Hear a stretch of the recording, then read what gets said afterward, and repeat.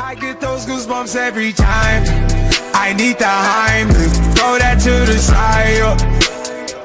I get those goosebumps every time, yeah. When you Greetings technicians, this is Admin Crow here, your coach of the Toronto Star Raptors, bringing you the battle for another week of the TDL. I believe this is week 9 and we are taking on Allan, aka Dark Firecat, aka the other Techmin, aka the coach of the Costa Rica Tropius. I am really excited to play him this week. In this video, I'm just going to be going over my turn-to-turn based process and how I plan on executing out the match. I will leave a link to my team builder in the description down below. If you guys are interested, you can feel free to check it out. So over here in team preview right here, I do see that he didn't bring the superior, so basically he didn't bring electric resist or immunity or the Muzdale, right? The superior or the Muzdale basically. And he only brought 5 Pokemon. No, he actually has 6. As you can see, the Mew is hiding. Best strategy, right? Best strategy 2018. Just hide the Mew so to catch your opponent off guard. Anyways, enough said. Aside from the electric immunity and resist, the other thing I noticed is that he didn't bring the Mega Enveros to take advantage of my Tapu Koko's terrain. So I'm happy that I actually brought Koko this week. So I can pretty freely just lead with Koko and Volt switch out no matter what he decides to lead with, which is what I'm gonna do right here. Straight up, I'll just lead with my Tapu Koko and be able to Volt switch out against anything and scout out what he has. Over here, he actually revealed the fake out. I actually got a little bit surprised there for a little bit, but it does make sense simply because I do have a Smeargle on my team, even though I believe I only brought it once or twice. The fake out makes sense to break the sash on the Smeargle if I do bring that. So on the following turn, I'm just gonna go for my Volt Switch, my initial plan, and just be able to ditch out a lot of damage and be able to go into my Demonic Pillar, the Traitor, to get off a potential Rapid Spin if he does, if so decide to get up his rocks, or just take any hits from the Mew overall. Simply because this thing is mainly here to designed to take on the Mega Enveros, but he didn't bring that, so it's a lot more expendable. However, I do have to try to keep this thing healthy, as he does have the potential of having Sticky Web on his Araquanid. On the following turn, I believe I do go for a Rapid Spin here just to get rid of... Actually, I actually went for the South Rock first, just to try to pressure him. If he does decide to stay in with his Mew, I'll be able to chip down his team. As I can see over here, he does have 2 mons that's 25%, I guess. We'll be taking 25% damage from rocks, and 1 mon that's going to be taking 50% from rocks. That's why I went for rocks first, in case he wants to stay in for 1 additional turn with his Mew. And just go for Rapid Spin on the following turn.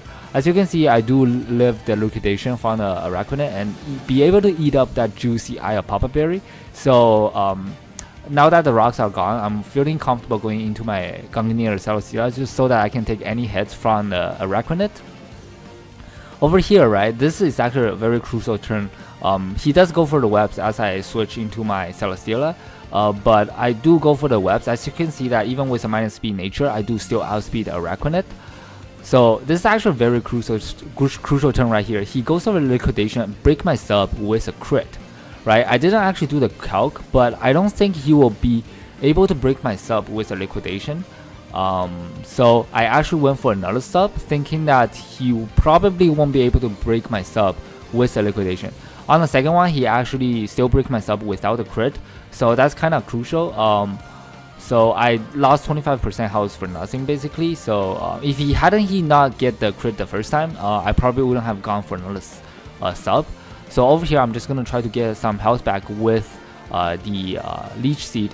And also I want to gauge how much exactly he will be able to do to me with liquidation. He does go for another one that did a solid 28%, and he actually got a defense drop, so I was forced out into my Celesteela and just go into my P2 early, be able to take that liquidation very well. As you can see, he only did 23%, but he actually did get another defense drop, which is kind of bad.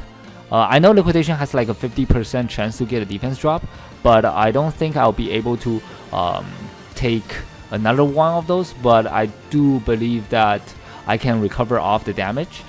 Simply because even with the defense drop, it's not going to be a 2-hit KO with the amount of health that I was at. So I was willing to stay in and just go for a side shock. The side shock hits the Arachne better from the physical side, simply because that thing has more special bulk, and it also covers the counter switching, which he does go into right here.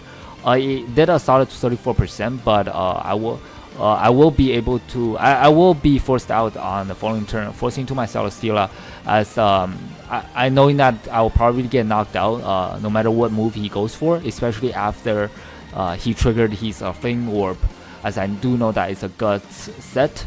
As he goes for the Drain Punch, there is a no drawback play, as I don't really have a switch into it anymore, as I do stack my Celesteela right here, and be able to go into my Traitor and get off a Rapid Spin. And I believe I do die to the knockoff on the same turn, but I do have to get rid of those webs in order for the rest of my members to get put in the work. On a free switch, and I do go into my Endeavor, the Darmanitan. So even with a Jolly Nature, I'll be able to knock out a counter with Life Orb boosted Flare Blitz. Good thing that he didn't go for Mach Punch. I'm not sure if he doesn't have it, or just thinking that he might be able to lift the hit and get off a Dream Punch or something. So over here, I am forced out into my P2 as he goes into his Gramble to get off the Intimidate. As I do have the Trace ability on my P2, I'll be able to trace that Intimidate and just get a nice attack drop off on Gramble, as he makes a really good play and just go for the Toxic. So I am Toxic now with the P2. I no longer wall this Gramble. I probably should have played my P2 a little bit more conservative there, but I didn't want to have my Darmanitan take a potential Earthquake or anything from the Gramble, as he still checks offensively. He still checks quite a few members of his team. Over here, I'm just gonna make an offensive switch into Tapu Koko, as my P2 is poisoned as he goes for the Super Fang. I don't think the Super Fang damage probably mattered in the long run, but it was my better switch overall, as I will be able to go switch out on the following turn, go to my P2 once again. I believe he actually went for another Toxic, so it didn't do anything to my P2 because it's already Toxic. So I believe over here I just go for a side shock at this point, simply because I didn't want to have any of my other members take any more damage. So I was willing to sack my P2 right here. As you can see, the side shock didn't do a lot, so this thing is probably more physically defensive. I just go for another Ice Beam on the following turn, as I do die to the Toxic on the same turn, as he goes for the Super Fang. So over here, I do go into my Darmanitan Endeavor once again, and on the free switching, and just be able to go for a Rock Slide, as he covers any switching he wants to make, simply because 3 of his remaining 4 members are weak to rocks, and Mew will probably get KO'd by a Flare Blitz anyways. I don't know what was the reason that he went into a Arachne after seeing that I do have the Rock Slide. Oh, and another reason I gone for the Rock Slide on the previous turn is because I didn't want to go for a Flare Blitz and take any more recoil on my Darmanitan. And it's just a better play overall, barring the miss from the Rock Slide. Thankfully, we did land both. I do knock out the Arachne on the following turn with another Rock Slide. I think he just made a misplay over here. So I was able to get another kill on the Darmanitan. So I was like, what is this thing gonna do to me? As you guys can probably already see, he went for the Hurricane, meaning that he is in fact Choice Scarfed. So at this point, he doesn't know that whether if I am Choice Scarfed or not. But if I am Choice Scarfed, then I'm pretty sure I can outrun Articuno, just be able to knock this thing out with another Rock Slide. But unfortunately, I wasn't. So, but over here, I do live the Hurricane, however, because my HP investment. I was pretty happy about that. However, though, he got a confusion, and Endeavor went on max tilt this week and just hit himself in the confusion, and I just knocked myself out with the confusion. At least I guess that's a kill denied, I would say, since Articuno didn't actually get the kill on Darmanitan. That's a differential point saved, I guess. So unfortunately, I lost my Darmanitan. I'm forced into my Tapu Koko as I know that I do take the Hurricane. Since he is choice locked, I'm just gonna be able to go for a Volt Switch. He did miss the second one. That sort of make up for the first one. Maybe, yes, no, maybe. I'm not sure, because with my Darmanitan at the house that it was at, I probably live a without having taken the Hurricane damage, obviously. But if my Darmanitan was healthy enough, I'd probably take a E-Speed or a Band of Sacred Fire from the Entei.